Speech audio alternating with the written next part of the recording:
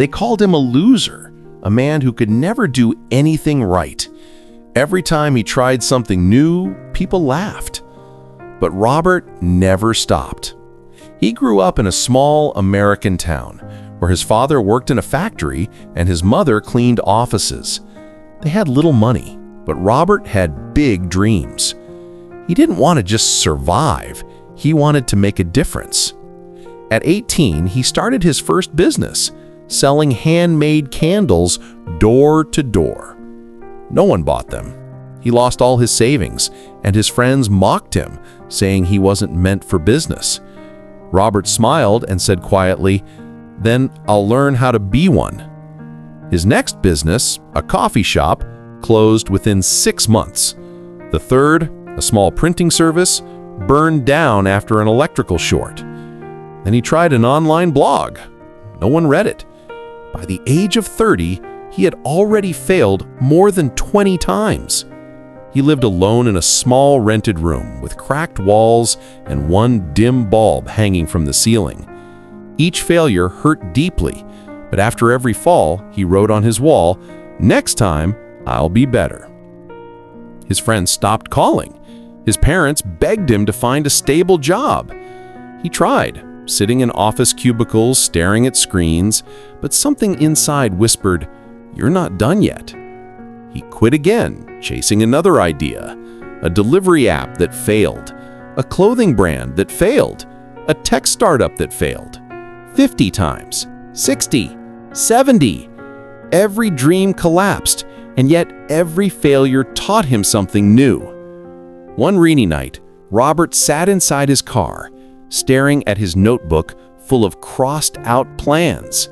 He whispered to himself, "Maybe they were right. Maybe I really am a failure." Tears rolled down his face.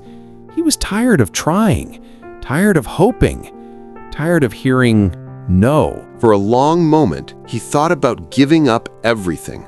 But then he remembered what his mother once said, "Son, failure is not the opposite of success. It's a part of it." Those words echoed in his heart. He wiped his tears and drove home. The next morning, he didn't start another business. He started studying his failures. He read through every note, every idea, every mistake, and realized what went wrong each time. Wrong timing, wrong people, wrong products, but one thing was always right: his persistence. That day, he made himself a promise. "I will not start my 101st business out of hope. I'll start it out of wisdom." Months passed. He researched small factories and discovered that they lose millions of dollars each year because of wasted materials. So he built a simple AI tool that could track factory waste and help improve efficiency. It wasn't flashy or trendy, but it worked. At first, no one cared. Then one small factory tried it and saved $10,000 in a month. They told another factory and another. Within 2 years, Robert's company had more than 1,000 clients across the United States. The same people who once laughed at him now wanted to invest in him. But Robert didn't buy fancy cars or big houses. He simply went home, hugged his parents, and said, "It took me 100 failures to find one success." His father, with tears in his eyes, said softly, "We never stopped believing, son. We were just afraid to see you hurt."